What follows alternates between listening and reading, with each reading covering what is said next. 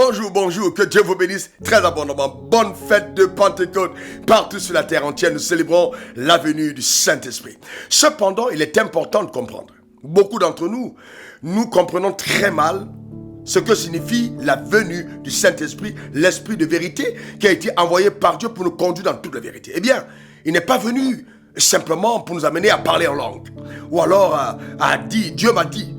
C'est ton grand-père au village qui est la source de ton malheur. Dieu m'a dit qu'il y a des malédictions héréditaires sur ta vie. Dieu m'a dit, il faut que tu construises un hôtel. Quand tu vas construire cet hôtel, alors ta vie va passer en autre palier. Non. Eh bien, toutes ces manigances qui pour plusieurs sont la contrefaçon de la vérité, nous conduisent justement à l'inertie et nous amènent à la paresse.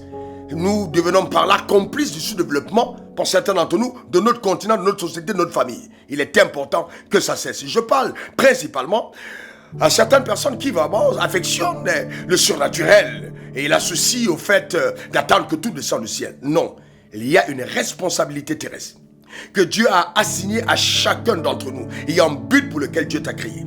Et réussir ta vie aura consisté à vivre pour être épanoui dans le domaine de responsabilité que le ciel t'a assigné. J'ai bien dit responsabilité. Le Saint-Esprit est venu pour te conduire dans la vérité. La connaissance est donc fondamentale. C'est un esprit de connaissance. Jésus a dit, vous connaîtrez la vérité et la vérité vous affranchira. Il est important que tu connaisses la vérité, que nous allions à la découverte de la vérité. C'est important. Eh bien, quand te disent, oui, reçois l'onction de Dieu, l'esprit de mariage, voilà, le Saint-Esprit descend sur toi, tu vas percer. Mais comment tu vas percer? Comment vas-tu percer? Depuis que ces spectacles sont dans nos assemblées, qui a percé à partir de ces choses? Personne. Il est important de comprendre que si nous n'aimons pas le travail, nous ne pouvons jamais percer. Comment imaginer que dans un continent, on a des personnes qui meurent de vieillesse sous nos pieds, à quelques mètres, on a des trésors incroyables. Et la terre elle-même est tellement riche. Et nous levons les mains vers le ciel et nous allons en retraite pour demander à Dieu de nous visiter. Et nous entendons même les gens dire, reçois l'onction de Dieu, tu pèses, tu vas voyager, je te vois là en Europe. Mais pourquoi faire? Si Dieu ne t'a pas demandé d'y aller, pourquoi faire? Pourquoi ne croyons-nous pas que nous sommes capables, par le travail, avec l'assistance du Saint-Esprit, de développer notre continent, de développer nos nations? C'est dangereux. C'est dangereux parce que, par certains comportements, l'Église est devenue complice du sous-développement du continent. Il est important qu'on retrouve dans notre société des personnes qui aiment le travail. Oui, le travail. D'ailleurs, la Bible dit, celui qui ne travaille pas ne mange pas. Je sais que ce n'est pas une parole qui va susciter des amen à tout le monde, parce qu'en fait, beaucoup d'entre nous, notre vie en captivité à cause de la paresse. Je vais t'en supplier. Il est important pour toi de délier justement les liens de la paresse et de passer à l'activité, de faire quelque chose. C'est à partir de là que Dieu te bénira. N'attends pas que les choses descendent du ciel, qu'on te dise, oui, je vois un miracle monter dans ta poche, je vois l'argent apparaître sous ton matelas. Bien que Dieu puisse faire des choses pareilles et qu'il en fait souvent.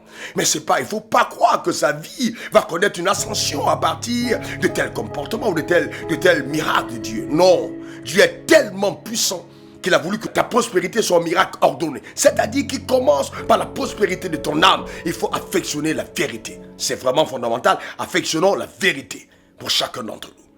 Eh bien, que Dieu te bénisse abondamment. Si tu prends ces conseils au sérieux, je te garantis, ta vie va passer à un autre palier, à une autre dimension.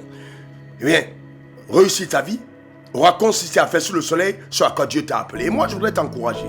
Vraiment, active-toi. Si tu fais partie de ceux qui ont été justement complices de telles actions, même en tant que serviteur de Dieu, répands-toi. Je dis bien, répands-toi. On n'a pas besoin de faux miracles, de faire du spectacle tout le temps, attirer des foules. Mais ces foules qu'on attire, qu'est-ce qu'elles apportent autour de nous comme plus-value dans notre continent, dans notre société, dans le monde entier? C'est important que ça change. Partout, ça devrait changer. L'église charismatique n'est pas une église qui est irresponsable. Non, le charisme vient par le fait que nous soyons davantage responsables sous le soleil. Vous recevez une puissance, le Saint-Esprit survenant sur vous et vous serez mes témoins. Qu'on apporte dans le témoignage par le changement radical dans notre société. Un témoignage de caractère. Quand tu donnes ta parole, il faut te dire. Quand tu fais un vœu, il faut l'honorer. Le caractère. Cette chose que le diable n'est pas capable de contrefaire. Ce caractère, c'est aussi d'abord sa capacité à travailler. D'ailleurs, quand vous travaillez, vous n'avez pas le temps justement pour des choses futiles, vaines. Que ta vie prenne de la valeur. Bien, c'est très important par le travail. Que Dieu te bénisse abondamment. Que sa grâce et sa paix te soient multipliées et que la faveur de Dieu t'accompagne. Je dis à la semaine prochaine. Que Dieu te bénisse. Allez, que sa main soit sur ta vie. Donne-moi 3 bons amen. Amen. Amen. Amen. On est ensemble pour te servir. 30 fois fou. Bye bye. On est ensemble. Je t'aime. Au revoir. Suivez le révérend sur les réseaux sociaux, Facebook, Instagram, Twitter et YouTube.